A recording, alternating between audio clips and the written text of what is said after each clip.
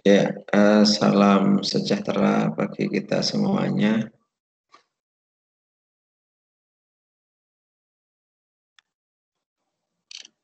Atau sekalian saya share aja lah. Nanti biar saya share. Saya share aja yang terlambat ya, konsekuensinya memang yang terlambat ya. Silahkan dilihat di meeting chat ya. Di sana.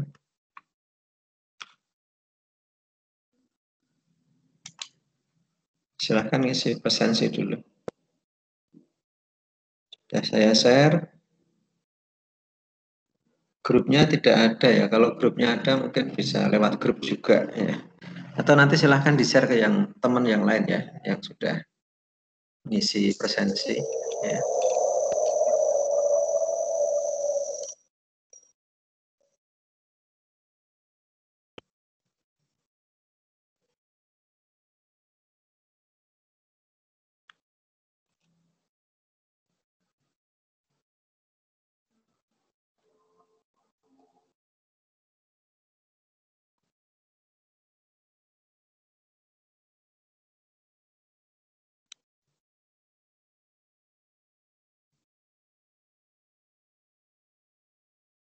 Ya, silahkan dicermati.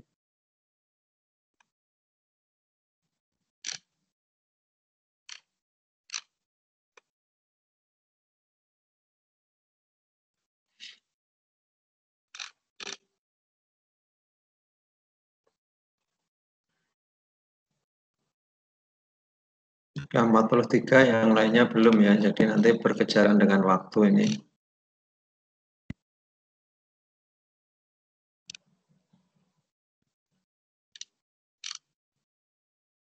Totalnya ada 1, 2, 3, 4, 5.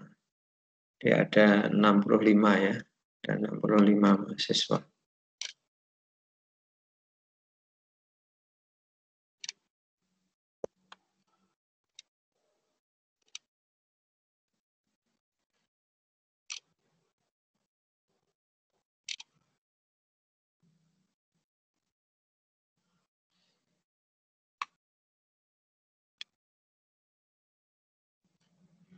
Empat puluh lima kurang 20. Kurang 20.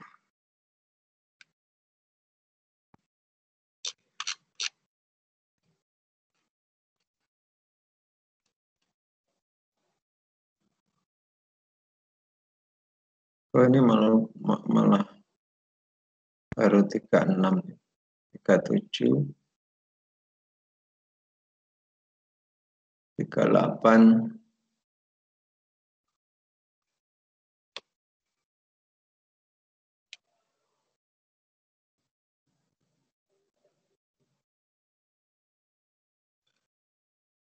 Ada 9.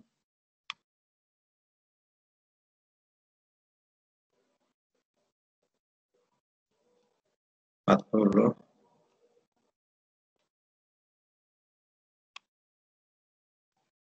42. Saya tunggu aja daripada saya malah 44.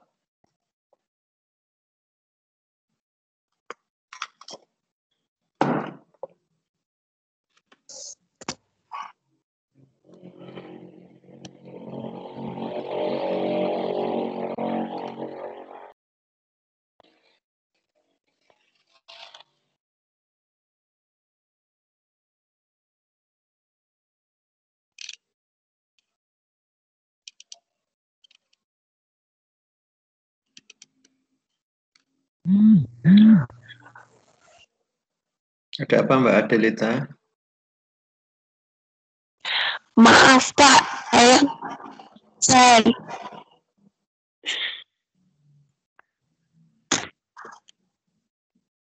49.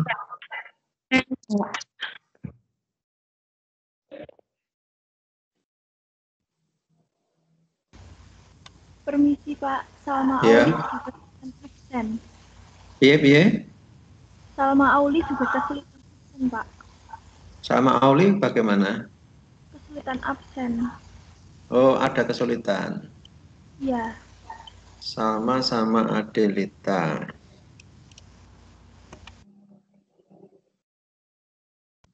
Ya, oke, saya bantu. Sama Salma. Makasih, Pak. Ya, Terima kasih, Pak. ya, yang lainnya belum ya.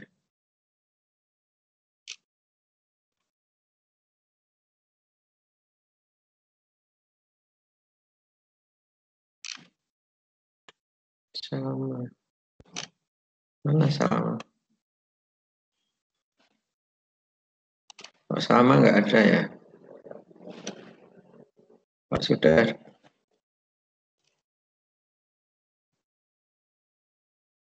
Indira, Humam Mutawakil, Naufal,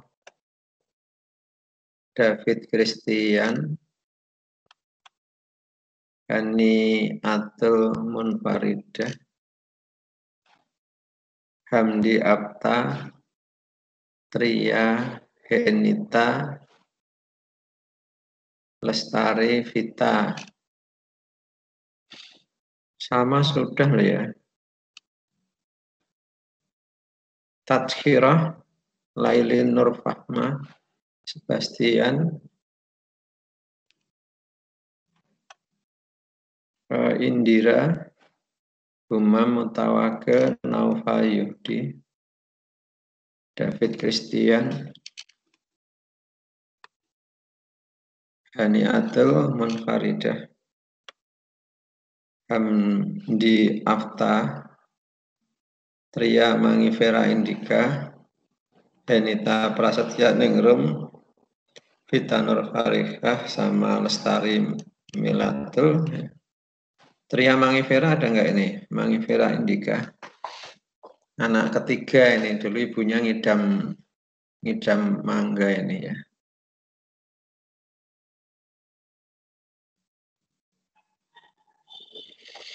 Belum gabung, Pak. Oh iya. Tria, Henita itu kan wong Banyumanik ini ya.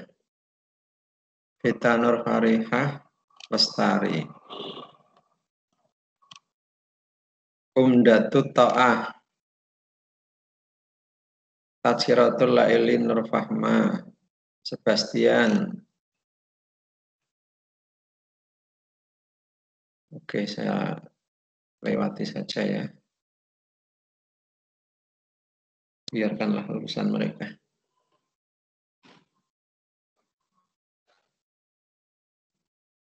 Ya, baik. Mohon maaf. Gimana? Humam Mutawakil pindah, Pak. Pindah kemana? Kayaknya itu ke Jogja, Pak. Tapi Oh kurang ya tahu. sudah. Oh ya sudah. Berunding. Ya, sudah. Nanti kalau saya klik hadir kan malah repot ya. Baik, pada pagi hari ini pokok bahasanya tentang distribusi probabilitas ya, melanjutkan dari materi sebelumnya. Hanya di sini nanti ada beberapa contoh yang berkaitan dengan distribusi binomial, Poisson, dan distribusi normal ya.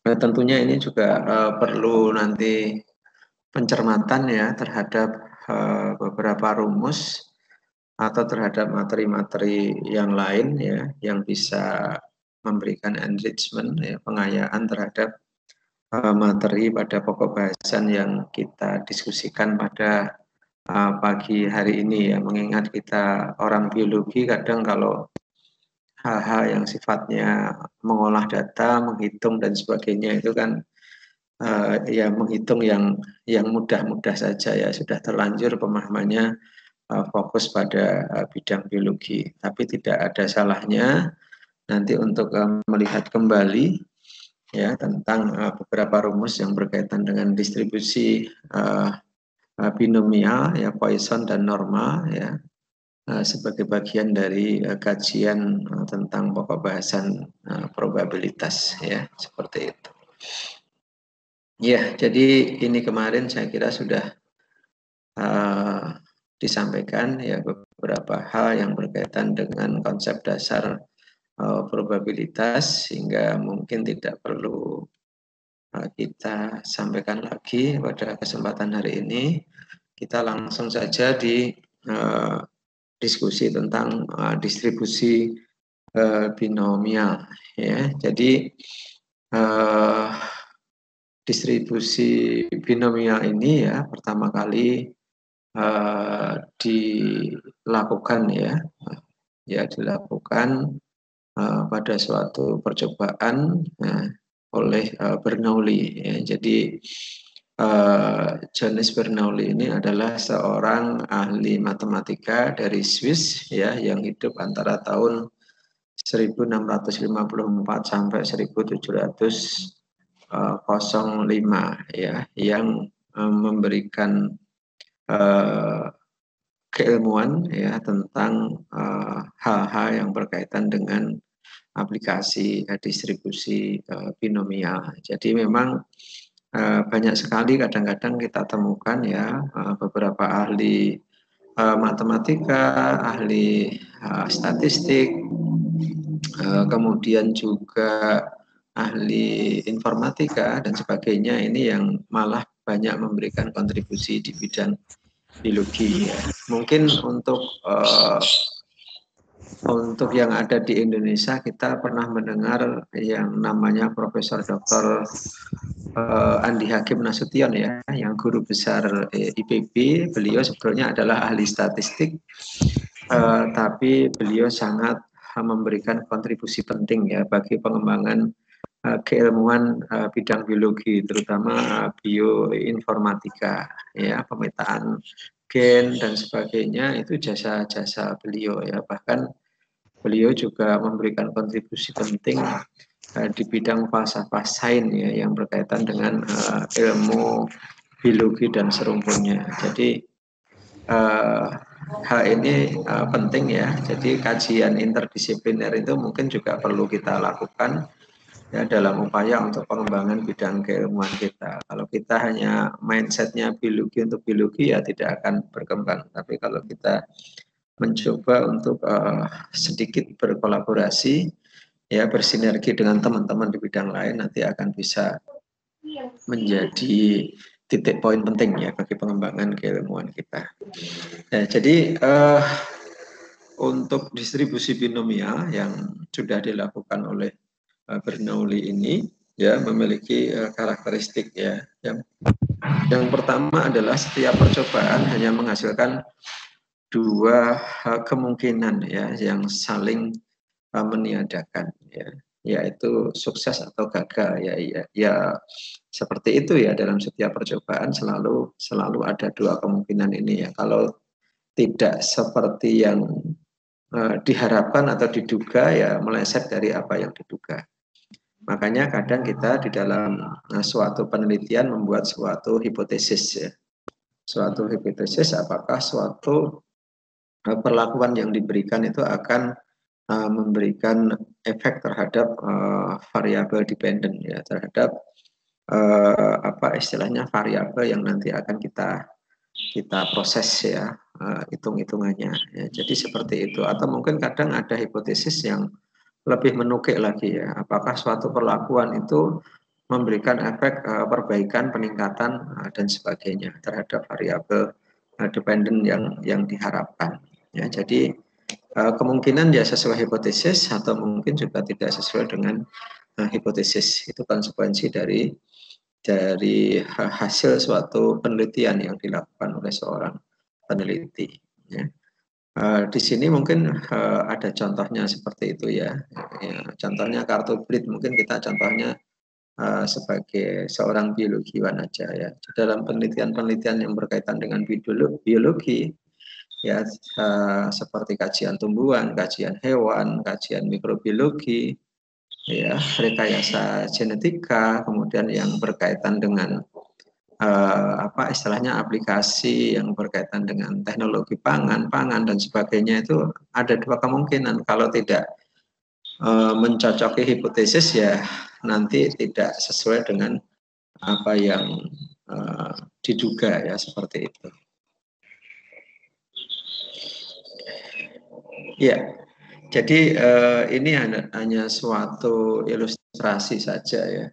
Nanti Anda bisa mencari analogi yang lain ya. Ini misalnya bila kita hanya berminat mengetahui apakah kartu yang terpilih merupakan kartu as atau bukan kartu as, maka kita dapat menyatakan peluang terambilnya kartu as itu adalah 4 banding 52 atau 1 banding 13 ya.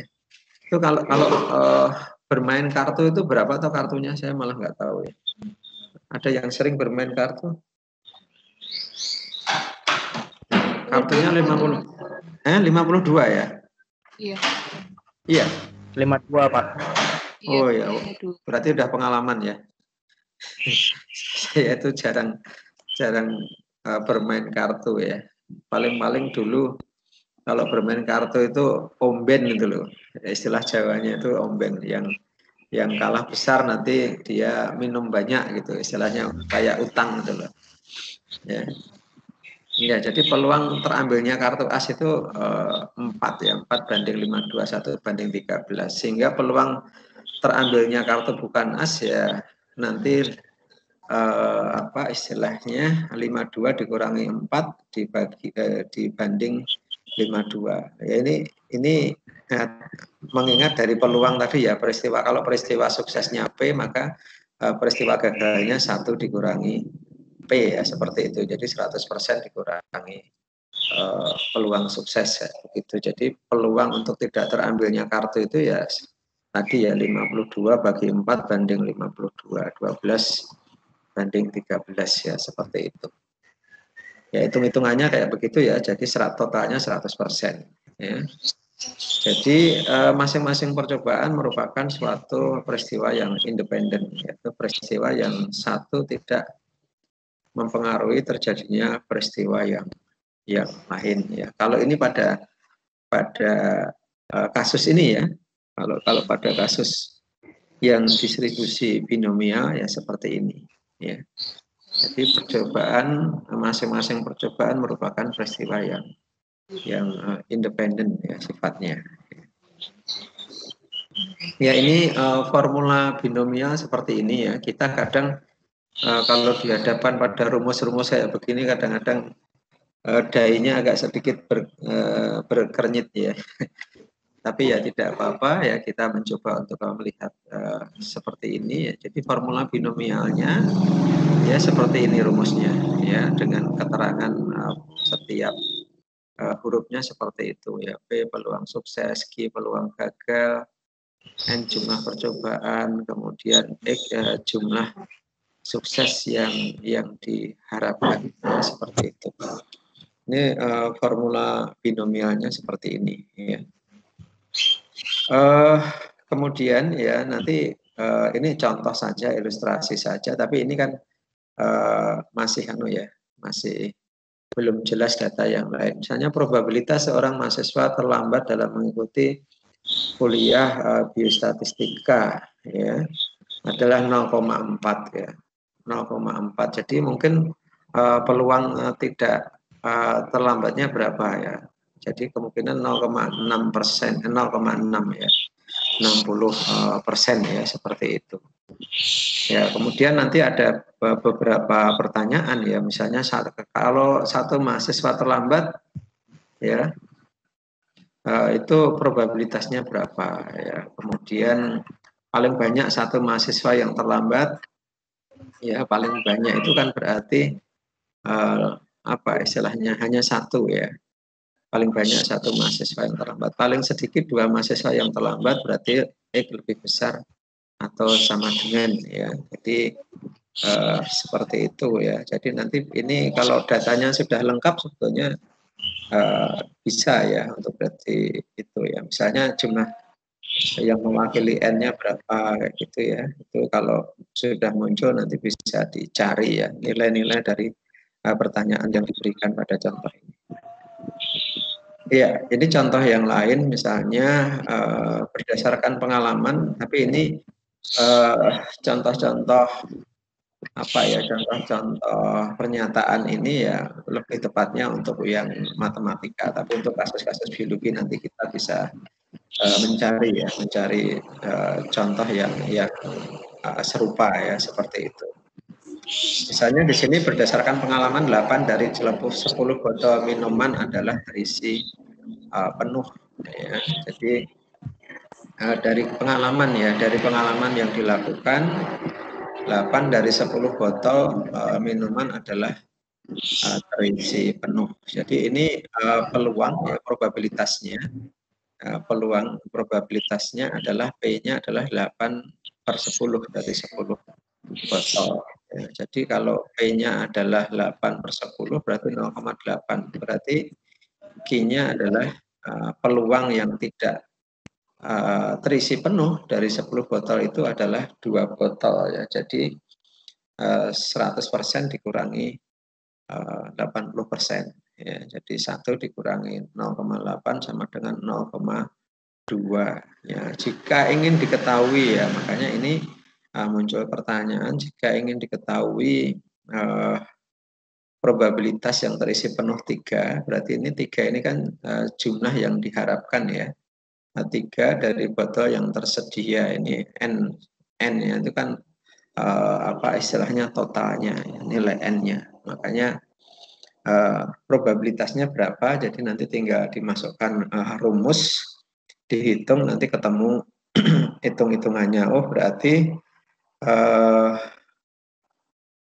istilahnya probabilitasnya dari 3 dari 6 botol ya yang nanti terisi penuh itu kurang lebih nilainya seperti itu ya, 0,08 sekian ya. Ini contoh ya dari rumus dari formula binomial yang ada di slide sebelumnya. Ya ini mungkin juga ya ada ilustrasi yang lain ya. Ada ilustrasi yang lain ya.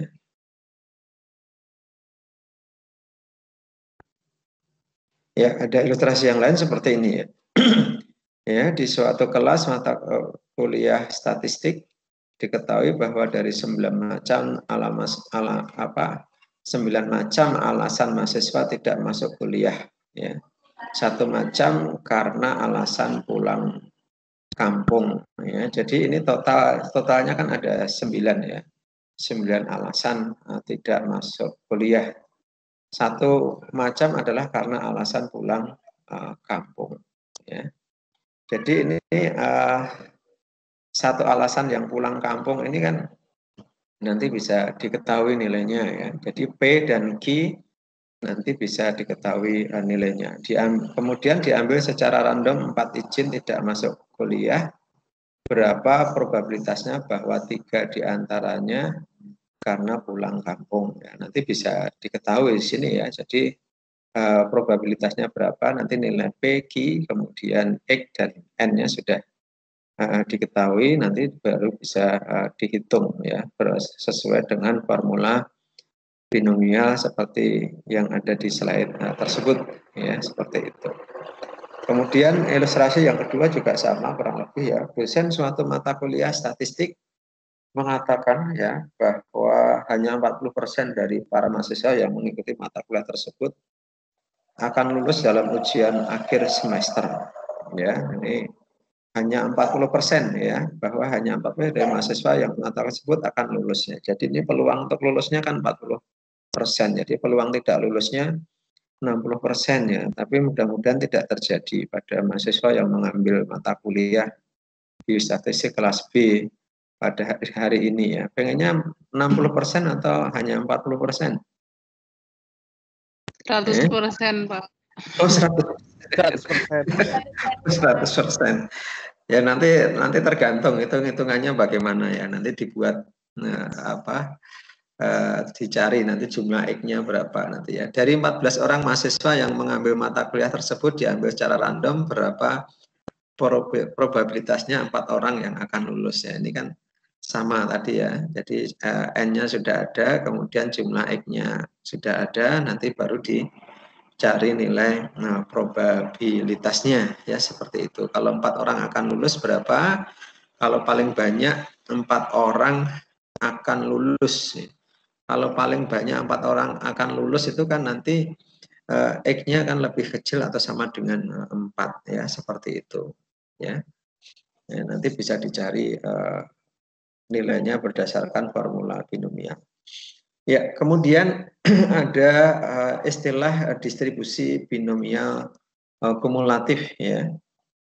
Ya, jadi distribusi binomial kumulatif ini ya memiliki manfaat penting ya, terutama untuk perhitungan probabilitas ya, yang menggunakan istilah di sini paling sedikit atau paling banyak ya sejumlah X yang sukses ya. Jadi ini tadi ya, jadi X itu kan nanti identik ya dengan N ya. Kalau N itu nanti jumlah apa istilahnya, jumlah individunya misalnya gitu ya. Kemudian X adalah jumlah sukses yang diharapkan dari total individu misalnya begitu. Ya, jadi ini menggunakan istilah paling sedikit ya, paling sedikit lulus berapa? Paling sedikit berapa ya? Misalnya 80 mahasiswa dari 100 mahasiswa itu lulus kan. Kalau paling sedikit 80 berarti apa? X lebih apa istilahnya? Paling sedikit berarti apa? Kalau paling sedikit kan berarti kan lebih dari 80 ya. Jadi X lebih besar atau sama dengan 80.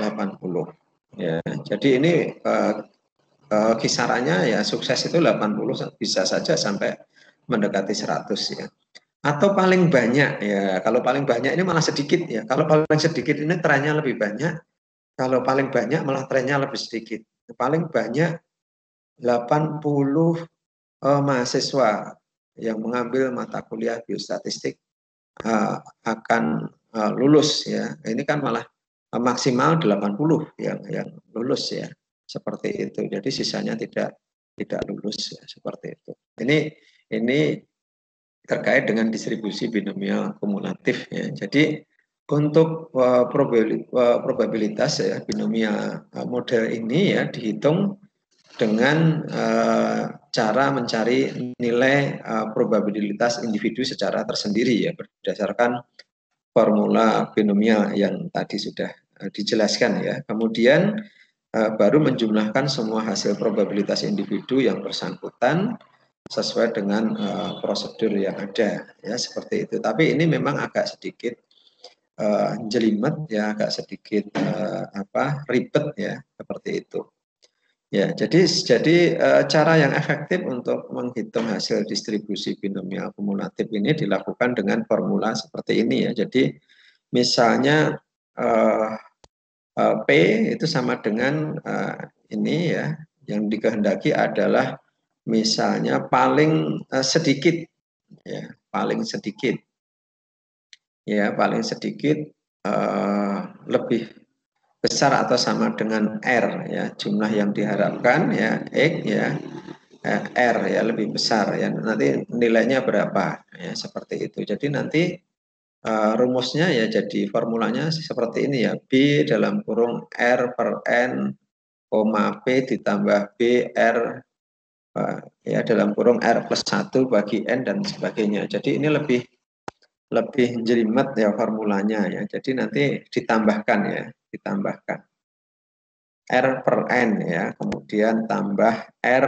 plus 1 bagi N, kemudian plus R plus 2 bagi N, terus R plus 3 bagi N, dan seterusnya ya. Jadi ini adalah formula untuk distribusi binomial kumulatif ya, seperti itu.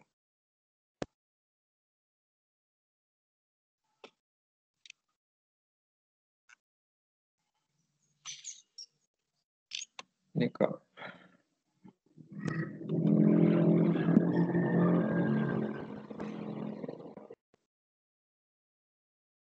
ya. Ya, kemudian contoh ini hanya anu aja apa istilahnya. Ini hanya contoh, tapi ini hitung-hitungannya belum ada ya. Tapi yang jelas hitung-hitungannya nanti bisa mengacu pada formula sebelumnya. Kemudian di sini ada rata-rata distribusi binomial dan standar deviasi distribusi binomial. Ya, ini jika nilai parameter N dan P telah diketahui. Ya, jika nilai parameter N dan P telah diketahui, maka menghitung rata-rata distribusi binomial dapat dilakukan dengan mudah karena formula dari rata-rata distribusi binomial tersebut. Ya, jadi misalnya ini kalau untuk menghitung rata-ratanya ya, nilai rata-rata dari distribusi binomial, maka ini mudah ya. Jadi nilai rata-rata itu sama dengan N ya. Jadi ini nilai parameternya dan P ya. P ini adalah nanti peluang ya, peluang untuk suksesnya P. Jadi nanti untuk rata-ratanya bisa diketahui N kali P ya. Kemudian untuk menghitung variannya dan standar deviasinya rumusnya seperti ini. Jadi varian nanti NPG, kemudian standar deviasinya adalah akar kuadrat dari NPG ya, seperti itu. Jadi ini ada contohnya, misalnya persentase mahasiswa yang lulus dalam mengikuti kuliah biostatistik adalah 80%. Jadi P-nya adalah berapa ini? 0,8. Jika kita memilih 10 dari mahasiswa tersebut, rata-rata dan standar deviasi distribusi binomialnya adalah seperti ini ya. Jadi nanti rata-rata dari distribusi binomial ya, nanti rumusnya adalah N kali P ya, berarti peluang sukses ya 0,8 kali 10, 8, kemudian nanti tinggal dicari standar deviasinya ya. Ya, jadi di sini untuk P-nya 0,8, kemudian Q-nya berarti peluang untuk gagalnya kan 0,2 dikali 10 ya, dari total individu ya, seperti itu. Jadi nanti diketemukan standar deviasinya seperti itu ya. Kalau nilai variannya, yang penting nilai varian hanya perkalian N ya, kali peluang sukses dan peluang gagal. Nanti itu sebagai nilai varian. Ya, kemudian selain itu juga ada distribusi hipergeometris ya. Apa itu distribusi binomial hipergeometris? Ya, ini distribusi yang banyak digunakan ya, berkaitan dengan sampling ya. Misalnya di sini dicontohkan ya, for example ya, misalnya suatu kotak terdiri dari 100 barang, 90 diantaranya barang yang baik dan sisanya cacat ya. Jadi ini barang yang baik ini ya nilainya P-nya adalah peluang barang baik ini 0,9, sehingga peluang barang yang cacat ini adalah 0,1 ya. Kalau misalnya ini dilakukan sampling dengan ukuran sampel N ya, nanti dilakukan sampling ya, samplingnya itu jumlahnya itu 6 ya. Tentunya ini mungkin secara random ya, tidak secara apa istilahnya, tidak secara apa, lawannya random itu apa? Jadi kalau pengambilan sampling ya diupayakan random sampling yang sederhana ya, jangan sifatnya sesuai dengan kehendak kita. Ya, tapi nanti ada ya yang non random juga bisa ya. Jadi kita sampling totalnya 6 ya terhadap barang yang ada dalam kotak. Pertanyaannya dapat dihitung probabilitas memperoleh jumlah yang baik sebanyak 4 ya. Jadi untuk probabilitas untuk mendapatkan barang yang baik dari jumlah samplingnya adalah 6 itu berapa ya, seperti itu. Jadi N-nya 6, P-nya 0,9, kemudian Q-nya adalah berapa, 0,1 ya. Jika pengen ya probabilitas untuk mendapatkan barang baik 4 itu bagaimana, hitung-hitungannya bagaimana ya. Jadi nanti ada ngitungnya ya, seperti ini tinggal masuk saja nanti di formulanya, nanti sudah ketemu nilai probabilitasnya ya. Misalnya ini P4 ya sudah, ini formulanya untuk yang distribusi hipergeometrisnya seperti ini ya. Jadi nanti ada C besar itu apa misalnya ya, ini probabilitas ya, dari probabilitas dari tadi ya, probabilitas dari jumlah ya, jumlah atau dari jumlah yang diharapkan ya dari individu yang disampling ya seperti itu. Ya, jadi rumusnya seperti ini ya. Ya, jadi N ya, N itu adalah ukuran populasi ya. Kemudian N kecil ukuran sampel ya. Jadi ukuran sampel itu tadi sampling ya, tapi sebetulnya populasi realnya kan tadi ada 100 ya.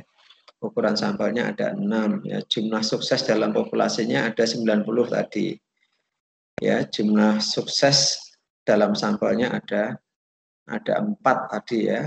Ya, makanya untuk menjawab pertanyaan tadi ya, berapa apa istilahnya probabilitas ya untuk memperoleh jumlah yang baik itu sebanyak 4 itu nilainya berapa, ini yang harus dihitung.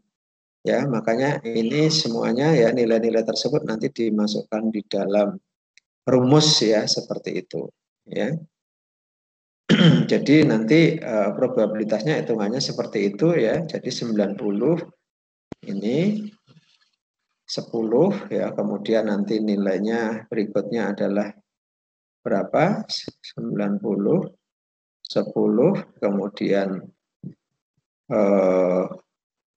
4 ya, kemudian kali 86 2 kali 86 dibagi ini. Jadi nanti hitung-hitungannya dimasukkan di dalam rumus semuanya ya seperti ini. Ini sudah ada contohnya ya, tinggal memasukkan ya seperti itu. Jadi kalau 4 ini kan otomatis nanti berapa ya?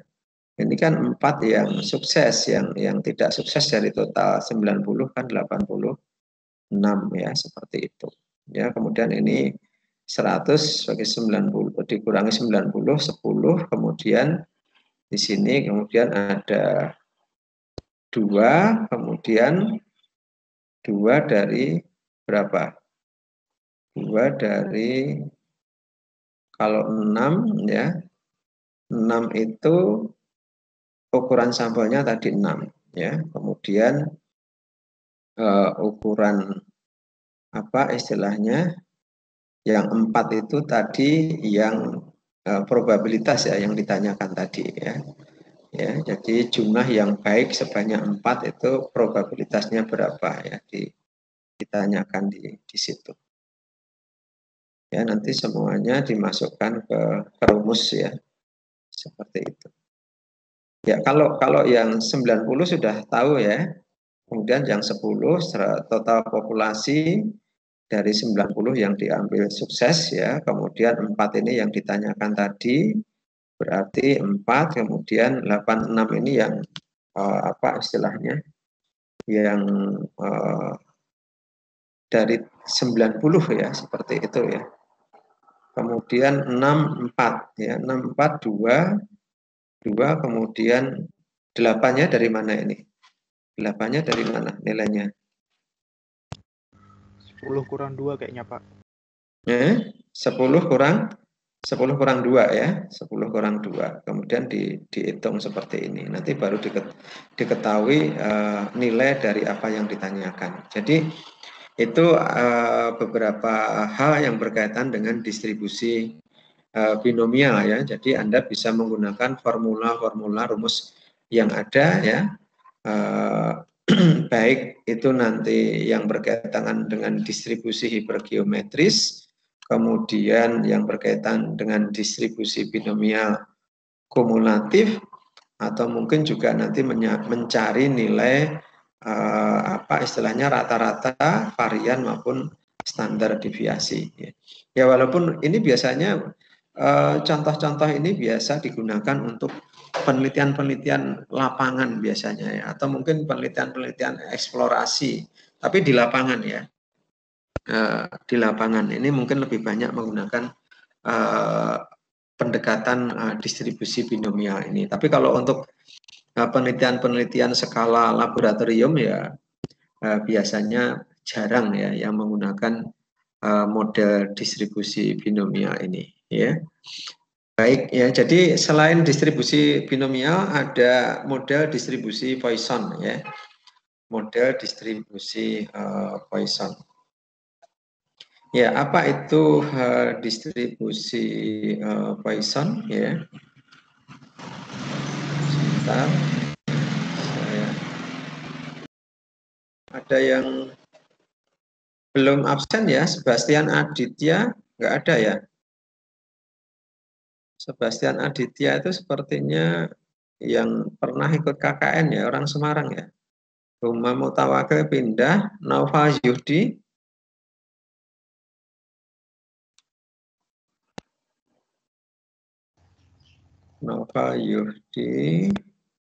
Tria Mangifera Indika, Fitra Nur nggak ada ya? Pak. Fitur hadir, Pak. Iya, hadir. Nggak absen ya? Tadi kesulitan, Pak. Oh ya sudah. Kemudian Vita Nur Fariha. Hadir, Bapak. Oh ya sudah. Makasih, Pak. Oke. Kemudian Humam pindah ya. Nova Yudi. Nova Yudi sama Sebastian. Nggak ada ya. Ya sudah kalau nggak ada.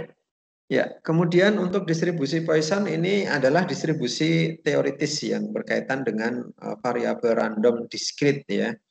Kalau nilai dari variabel ya random sifatnya diskrit ini kan terkait dengan bilangan bulat ya. Jadi tidak ada yang sifatnya pecahan ya seperti itu. Ini ya hampir mirip dengan distribusi binomial ya. Ada dua kategori yang mungkin timbul pada suatu populasi tertentu ya seperti itu. Ya hampir mirip semuanya dengan distribusi binomial, tapi nanti ada formula rumus yang berbeda ya. Jadi di sini ya jumlah individu yang dihadapi ini besar sekali, sedangkan peluang timbul suatu individu termasuk kategori tertentu kecil sekali ya. Jadi bedanya itu ya dengan distribusi binomial ya. Jadi jumlah individu nanti yang terkait dengan penghitungan dari berdasarkan formula Poisson ini biasanya untuk individu dengan jumlah yang sangat besar sehingga peluang suatu individu ya itu kategorinya sangat kecil sekali ya. Di sini distribusi Poisson ditemukan oleh Poisson ya penerapannya atau aplikasinya hampir sama dengan distribusi binomial ya membutuhkan syarat P-nya adalah 0,05 lebih kecil dari 0,05 ya nilai P-nya ya dan nilai apanya tadi N-nya ya lebih besar dari 20 ya.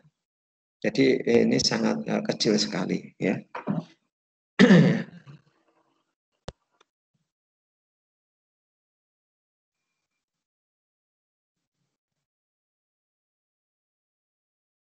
Jadi sangat kecil untuk untuk peluangnya itu sangat kecil sekali. Ya karena jumlah individunya sangat besar. Ya, jadi formulanya seperti ini ya. Jadi ini peluang munculnya peristiwa X ya. Peluang munculnya peristiwa X, kemudian rata-rata terjadinya suatu peristiwa. Kemudian E ini adalah ketetapan ya atau konstanta, kemudian ini adalah rata-rata nilai tengah tadi ya. Jadi ini N kali P ya. Jadi N adalah jumlah ya, jumlah sampel individu ya. Kemudian P-nya adalah peluang untuk suksesnya ya, seperti itu. Kalau X tadi apa? Jumlah yang diharapkan ya, seperti itu.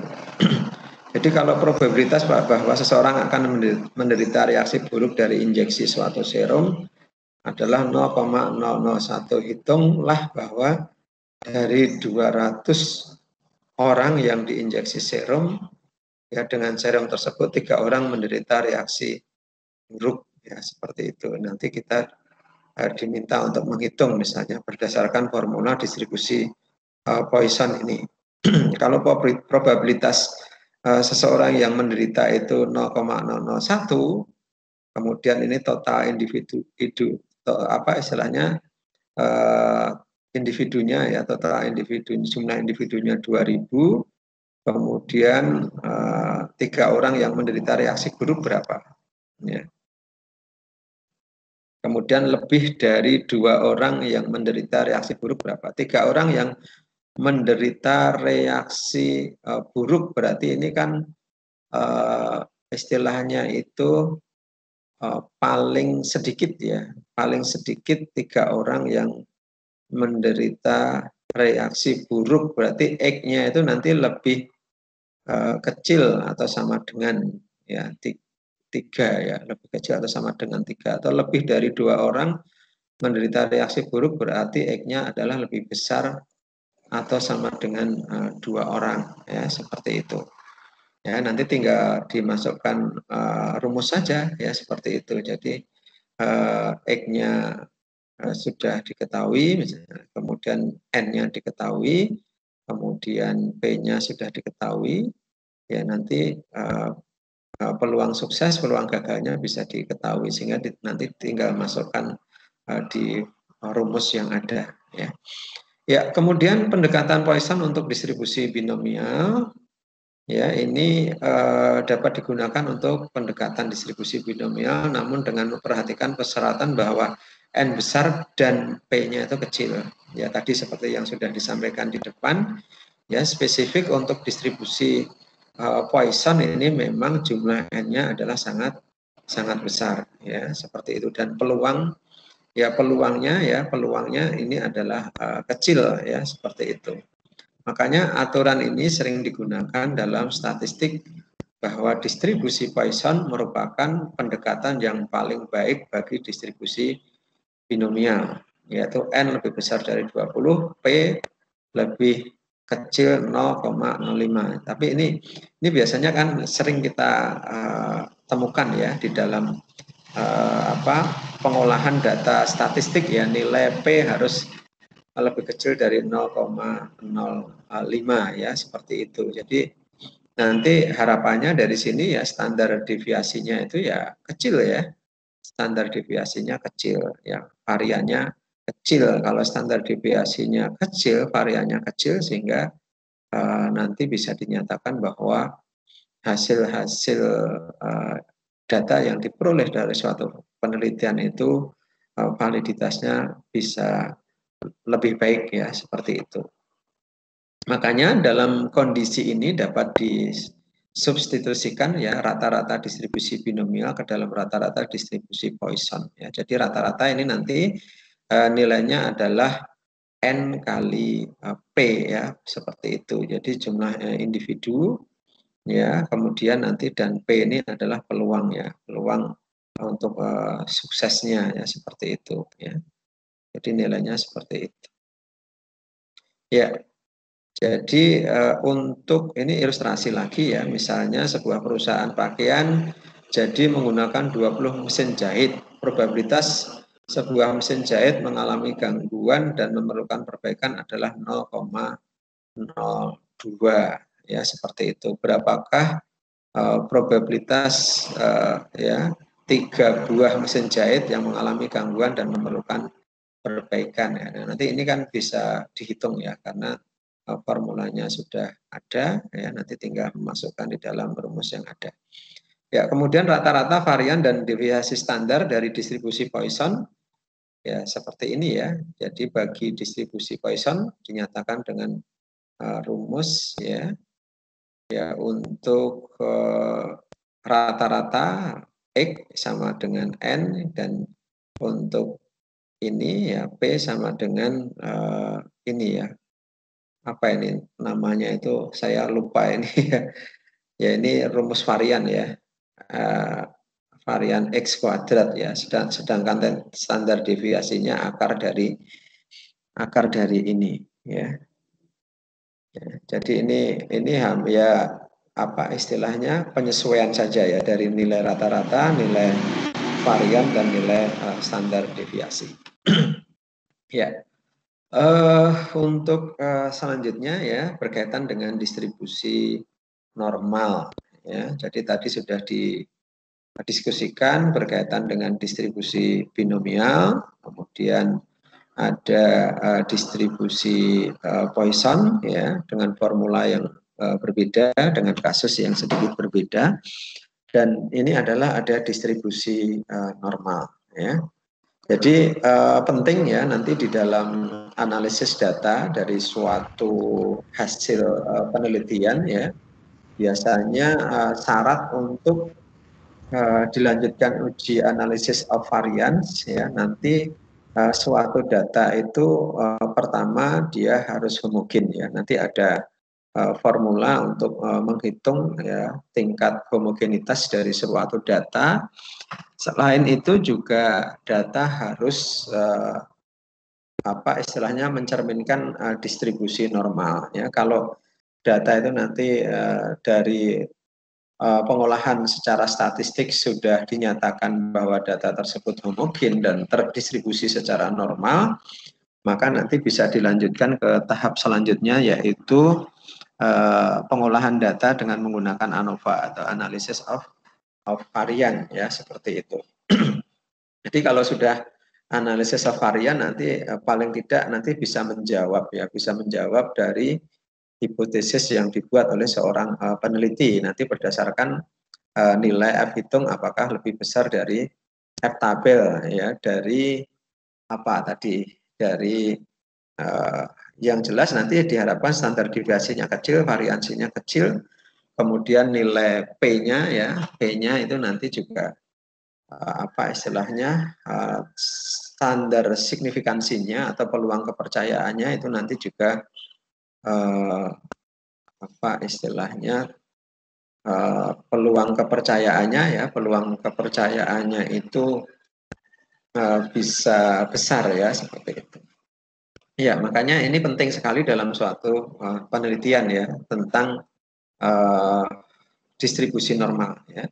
Jadi konsep distribusi normal ini sangat penting ya dipahami, ya, yang harus dipahami karena mendasari asumsi pada distribusi sampling ya, pendugaan statistik maupun pengujian hipotesis. Nah, tadi sudah saya sampaikan ya. Kalau misalnya F hitung nanti lebih besar dari F tabel ya, nanti secara otomatis ya, jadi perlakuan yang diberikan nanti akan memberikan efek ya terhadap peningkatan atau variabel peningkatan perbaikan ya pada variabel dependen yang di apa istilahnya dihitung ya, seperti itu.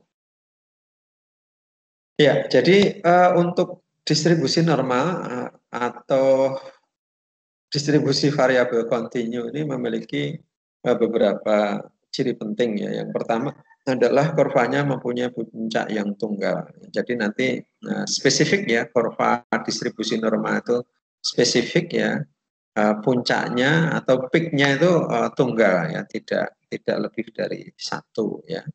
Kemudian kurvanya berbentuk seperti lonceng ya, Anda bisa melihat ya bentuk lonceng atau bentuk bel itu seperti itu ya.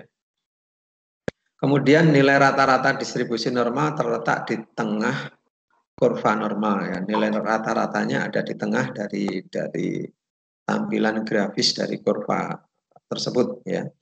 Kemudian distribusi normal mempunyai bentuk yang simetris ya. Median, modus ya berada di tengah-tengah kurva normal. Kemudian sehingga nilai rata-rata median dan modus adalah sama ya, seperti itu ya. Anda sudah kemarin saya kira sudah belajar itu median itu apa, modus itu apa. Yang jelas median dan modus tidak sama ya.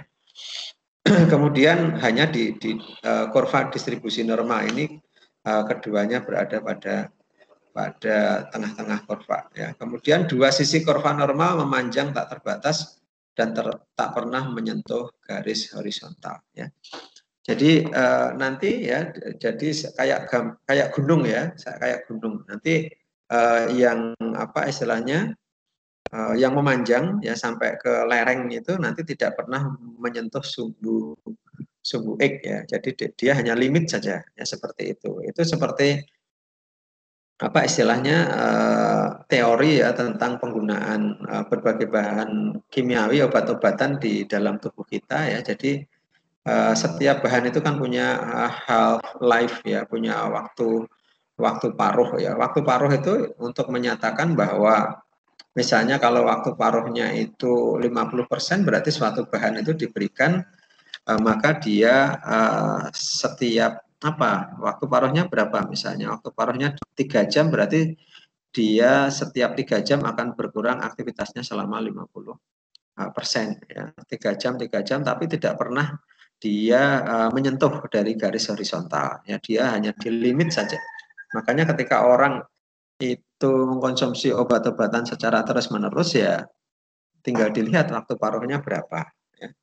Waktu paruhnya berapa jam, ya, nanti otomatis kalau sering dia mengkonsumsi, ya dia akan terdeposisi, terakumulasi pada jaringan tubuh kita, dan itu sangat berbahaya untuk keberlanjutan individu, ya, seperti itu. Ya, gambarnya seperti ini kurang lebih, ya. Ya, ini kurva berbentuk genta, ya. Genta itu sebetulnya lonceng, ya, berbentuk lonceng. Rata-rata median modus itu berada di tengah, ya. Kemudian simetris, ya, bentuknya seperti itu. Kemudian istilahnya asimptotis. Kemudian kurva mencapai puncaknya pada saat X sama dengan rata-rata ini, ya, dan penjelasan berikutnya seperti itu, ya. Jadi nanti ada luas daerah, ya, di bawah kurva adalah 1, ya, luasnya 1, ya, setengah di sisi kanan, ya, nilai tengah, dan setengah di sisi kiri dari nilai tengah, ya, seperti itu. Jadi ini ciri-ciri dari kurva distribusi normal, ya, seperti itu. Ya, bila X suatu pengubah secara normal dengan nilai tengah ini, ya, lambang ini, dan standar deviasi dengan lambang ini, ya, maka persamaan kurvanya seperti ini, ya. Ini rumusnya, Anda nanti bisa cermati, ya. Ya, ini adalah kurva distribusi normal, ya.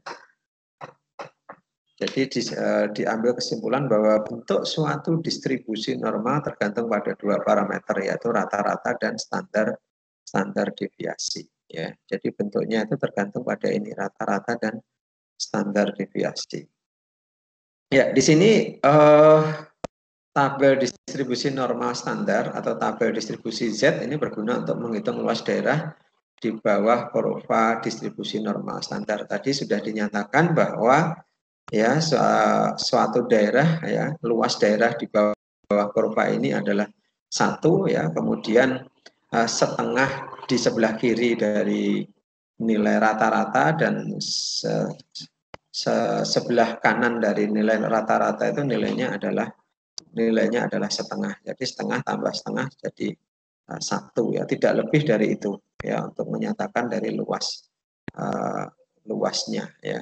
Nanti ada beberapa contoh, ya, ini contoh, ya, penggunaan tabel distribusi normal standar, ya. Nanti Anda bisa lihat, ya, kalau Anda punya misalnya variabel X, variabel Y, ya, kemudian nanti ditemukan nilai rata-rata dan sebagainya, Anda bisa membuat seperti ini. Atau mungkin data-data dari suatu penelitian nanti ada, kalau di PSS biasanya nanti secara otomatis, ya, nanti bisa diproses. Kalau ada data variabel independen, variabel dependen, nanti sudah bisa dicari nilai variannya berapa, kemudian nilai istilahnya standar deviasinya berapa, kemudian F hitung, F tabelnya berapa, kemudian nilai homogenitasnya berapa, kemudian terdistribusi normal atau tidak, nanti sudah bisa ditampilkan, ya, di hasil tampilan SPSS, ya, seperti itu. Jadi ini misalnya untuk menghitung luas yang dibatasi, misalnya ini kalau kita mencoba untuk menghitung luas yang dibatasi ini Z ini, ya, Anda bisa lihat, ya, Z sama dengan 0 dan Z sama dengan 1 ini. Jadi area yang ada warnanya warna hitam muda, ya. Ini dari luasnya berapa, ya, luasnya berapa itu dari Z, dari 0 sampai 1 itu, maka ini perlu untuk mencari nilai di tabel distribusi Z yang sesuai, ya, dengan Z ya sama dengan ya 1 ya seperti itu. Jadi nanti dicari, Anda bisa cari biasanya di buku-buku biometri atau di buku-buku rancangan percobaan nanti akan ada tabel ya, akan ada tabel distribusi Z di sana ya. Jadi kalau misalnya Z-nya 1 berapa? Ya, kalau Z-nya 1 paling tidak nanti di tabel ya, di tabel itu nanti akan bisa dilihat di sana nilainya 0,3413 ya. Berarti apa? Berarti luas daerah yang diarsir seperti pada tampilan ini ya 34,13% ya dari luas seluruh daerah ya di bawah ini ya. Ya, jadi Anda bisa melihat luas yang daerah yang bukan diarsir yang berwarna ini adalah kurang lebih 34,13% atau 0,3413 ya. Karena total di daerah Z ini yang sebelah apa ini sebelah kanan atau sebelah kanan dari apa yang Anda lihat ya. Ya, itu kan 0,5 luas totalnya. Jadi antara Z0 sampai Z1 ini luasnya kurang lebih ya 0,3413. Kemudian sisanya ya 0,5 dikurangi 0,3413 itu nilai yang berwarna putih seperti itu. Ya, ini ada ilustrasi lagi ya. Ini ada ilustrasi lagi, ada contoh lagi. Kalau misalnya antara nilai Z min 1 dan nilai Z0 ya, solusinya sama dengan kasus di atas, nilainya adalah ya nilainya sama karena ini hanya di sisi kiri dan sisi kanan ya dari nilai tengah ya seperti itu. Ya, kalau ini digeser ke Z min 1 juga sama ya karena apa istilahnya nilai Z0 nanti Z1 ya ini nilainya kan 0,3413 34,13%. Makanya tanda negatif pada Z ini menunjukkan bahwa luas areanya berada di sebelah kiri dari rata-rata ya seperti itu. Tapi nilainya tetap sama dengan luas area yang berada di sebelah kanan dari rata-rata. Ya, ini ya perlu diingat juga ya, perlu diingat juga bahwa tabel distribusi Z hanya bisa menghitung luas dari nilai Z tertentu ke rata-ratanya. Jadi dihitung dulu luas dari Z tertentu ke rata-ratanya biasanya ke 0 ya. Kemudian setelah itu nanti ditambahkan ya seperti itu. Makanya nanti kalau di daerah yang berwarna ini ya nanti tinggal nilainya ditambahkan ya 0,3413 ditambah 0,3413 maka nilainya sekian 66,26 ya. Nah, bagaimana nilainya yang sebelah kiri dan kanan yang tersisa ya akhirnya dikurangi saja ya 1 dikurangi 66,26 sisanya berapa? Kalau misalnya itu luas areanya sama ya tinggal dibagi 2 ya seperti itu.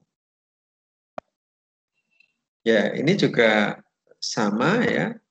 Kalau misalnya untuk menghitung ya distribusi normal ini berbentuk lonceng yang simetris sehingga luas separuh kurva ya kalau ini Anda bisa lihat kalau Z lebih besar dari 2 ya. Z lebih besar dari 2 maka ya Anda perlu apa? Ini nilainya kan 0,5 dikurangi Z yang lebih besar dari 2 ya. Jadi nilai dari berapa?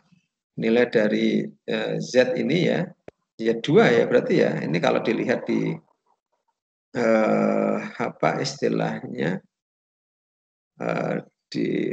dilihat di distribusi nilai Z ini nilainya nanti 0,4772 ya seperti itu. Jadi kalau nilai di sebelah kanan dari rata-rata itu 0,5 dan nilai Z2 itu 0,4772 pada distribusi Z di tabel ya nanti berarti 0,5 dikurangi 0,4772 sehingga luas area yang ada warnanya itu kurang lebih ya seperti itu ya luasnya 2,28% ya, dari total luas area ya seperti itu. Ya kurang lebih ya untuk hitung-hitungan distribusi normal seperti ini ya. Yang jelas nanti ya Anda di dalam suatu penelitian, terutama penelitian-penelitian yang terkait dengan penghitungan populasi suatu individu ya di lapangan ya, atau mungkin yang terkait nanti dengan uji homogenitas, uji distribusi normal sebelum melakukan uji ANOVA untuk penentuan status hipotesis, itu nanti hipotesis positif nol atau hipotesis apa istilahnya negatif atau positif, nanti Anda selalu juga menggunakan dari distribusi binomial ini, Poisson maupun distribusi normal ya. Jadi Anda memang perlu untuk memahami tentang pokok bahasan ini, karena nanti manfaatnya besar sekali dalam bidang penelitian yang Anda akan lakukan ya. Hanya memang kita selama ini untuk penelitian skala laboratorium ya lebih banyak untuk penggunaan distribusi normal ya, atau untuk mencari nilai homogenitas sebelum mengolah data dengan menggunakan ANOVA. Adapun untuk distribusi binomial dan distribusi Poisson ini banyak digunakan untuk penelitian-penelitian di lapangan untuk pendugaan apa misalnya pendugaan populasi, ya, pendugaan individu ya, atau mungkin juga apa istilahnya ya, untuk ya lebih banyak seperti itu ya, pendugaan populasi ya, pendugaan individu yang ada di lapangan ini penting ya dengan menggunakan distribusi ini. Ya, itu saja ya saya kira ya untuk penjelasan ya yang berkaitan dengan pokok bahasan distribusi binomial, distribusi Poisson dan distribusi normal pada pertemuan hari ini. Ya, untuk selanjutnya paling tidak nanti untuk apa soal-soal ujian tengah semester ya tidak banyak berbeda jauh dari apa yang saya sampaikan. Hanya nanti mungkin ada beberapa soal yang perlu di apa istilahnya ya, dianalogikan dengan kasus-kasus yang ada di kajian ilmu biologi ya. Jadi silahkan Anda nanti bisa mencermati ya beberapa contoh yang tadi sudah saya sampaikan ya, bahwa itu nanti harus Anda bisa mengkaitkan sendiri ya dengan beberapa kasus atau riset-riset dalam kajian bidang biologi yang menggunakan pendekatan seperti pada saat ini ya. Itu yang bisa saya sampaikan ya berkaitan dengan pertemuan pada hari ini. Ini setelah ini saya kira nanti langsung ujian tengah semester ya. Nah, sebelumnya saya cek kembali ya, nama Sebastian Aji Putra Aji ini tidak hadir ya. Halo? Halo, Sebastian Aji Putra Aji. Apakah hadir? Sudah hadir? Sebastian itu yang pakai kacamata ya? Yang sudah KKN. Halo?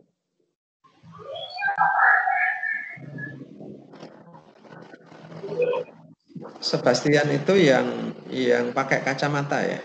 Orang Semarang ya? Iya, pakai kacamata orang Semarang, Pak. Oh iya, saya tahu. Itu bimbingan KKN tematik saya. Humam pindah, Naufal Zuhdi. Naufal Yuhdi, ada? Naufal sulit dihubungi, Pak. Oh, sulit dihubungi ya. Tapi Iya, dia tidak mencoba untuk menghubungi saya. Ya berarti dianggap untuk tidak hadir ya.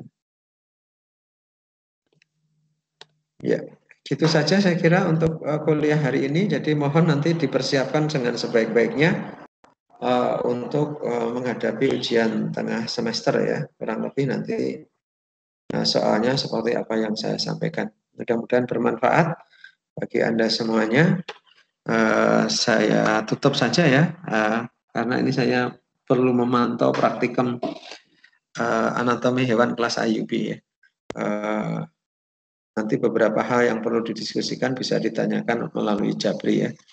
Baik, itu saya ucapkan sekian. Selamat pagi, salam sehat selalu. Assalamualaikum warahmatullahi wabarakatuh. Waalaikumsalam warahmatullahi wabarakatuh. Terima kasih Pak Narno. Sama-sama.